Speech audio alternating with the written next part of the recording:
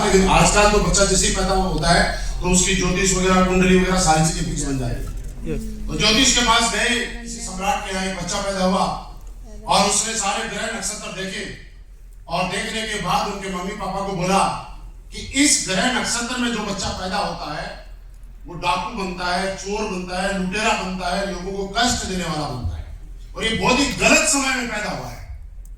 तो उन्होंने सोचा यार एक काम करते हैं, इसका नाम अहिंसक रख देते हैं।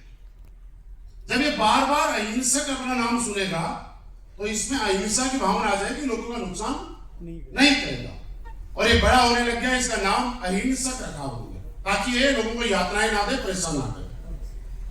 कुछ समय बाद जब ये बड़ा हुआ तो इसको गुरुकुल के अंदर डाला गया, इसकी शिक्षा होनी शुरू हुई और पुराने समय में आपको मालूम होगा जो हमारी शिक्षाएं होती थी, एजुकेशन होती थी, वो गुरुकुल में हुआ करती थी। आप एक दुनिया का दस्तूर है, जो आदमी आपसे टैलेंटेड है या क्लास में जो आदमी बच्चा आपसे अच्छा है उससे बाकी के सारे बच्चे चिढ़ते हैं। नेटवर्क में भी अगर कोई लीडर अच्छा कर रहा है और उसके साथ वाले लीडर कम कर रहे हैं काम, तो बाकी लीडर से खामखा चिढ़ते हैं। ये दुनिया का दस्तूर है, आगे बढ़ने वाले की हर आदमी टांग खिंचाई करता है। तो इसके खिलाफ कुछ माहौल बना, कुछ लोगों ने गैंग बनाई कि कैसे कैसे इसको बदनाम किया जाए, गिराया जाए। तो जितनी भी साजिश इसके विपक्ष वाले बच्चे करते, हर साजिश में ये सफल हो जाता और उनको पछाड़ के आगे निकल जाता था, क्योंकि ये बहुत टैलेंटेड लड़का था। तो एक दिन इसके साथ के बच्चों ने इसके गुरु को इसके बारे में कान भर दिए, चुगली कर दी कि साहब इसका तो कैरेक्टर खराब है, इसकी नीयत खराब है, ये गलत नीयत से गुरुकुल में है। और गुरु को भी ऐसी बातें सुन के उसको गुस्सा आया और उसने उसको श्राप दिया कि तू जा और 100 लोगों को मार के लेके आओ, तब जाके मैं तेरे को शिक्षा दूंगा और तेरी शिक्षा तब कंप्लीट होगी। तभी तो जितने भी लोगों को ये मारता था उनकी अंगुली अपनी माला बनाता था और गले में टांग लेता था गिनने के लिए। और उस इलाके में भयंकर खौफ हो गया क्योंकि बहुत बड़ा ताकतवर था, हिम्मत वाला ताकतवर था। तो उसी समय किसी गांव में भगवान बुद्ध आए और गांव वालों ने अपनी परेशानी बताई कि महाराज यहाँ पे एक ऐसा डाकू है जो कि लोगों को मारता है बेवजह और गांव के गांव खाली कर दिए। और उस दिन लास्ट उसको एक और मारना था और उसकी अंगुली काटनी थी। तो भगवान बुद्ध जंगल में गए। जब जंगल में गए तो ये डाकू अंगुली मार, इनका नाम पड़ गया था तब तक। और इन्होंने उसको आवाज दी कि वो कहाँ जा रहे हो? उन्होंने नजरअंदाज किया और बोला तेरे को मेरे से डर नहीं लगता? भूखे तो बोला तेरे से क्या डरना? डरना तो उस आदमी से चाहिए जो दुनिया में सबसे ज्यादा ताकत रखता।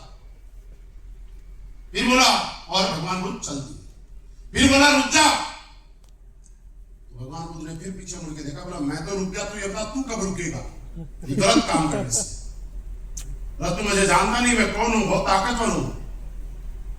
बोला अगर तू इतना ही ताकतवर है तो एक काम करके दिखा, ये जो सामने पेड़ है इसके 10 पत्ते तोड़ के लाके। और उसने फटाफट लाके बोला ये नहीं कौन सी बड़ी बात है, मैं तो इतना ताकतवर हूं कि मैं 10 पेड़ भी उखाड़ के ला सकता।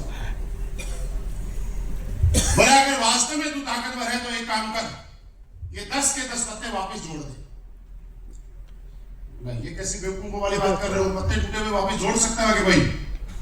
तो बोला जिस चीज को तू जोड़ नहीं सकता उसको तोड़ने का हक तुझे किसने दिया?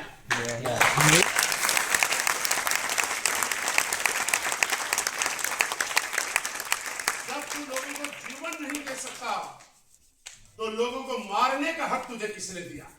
और ये बात सुन के उनकी आंखें खुल गई कि वास्तव में लोग बहुत बड़ा पाप करते हैं।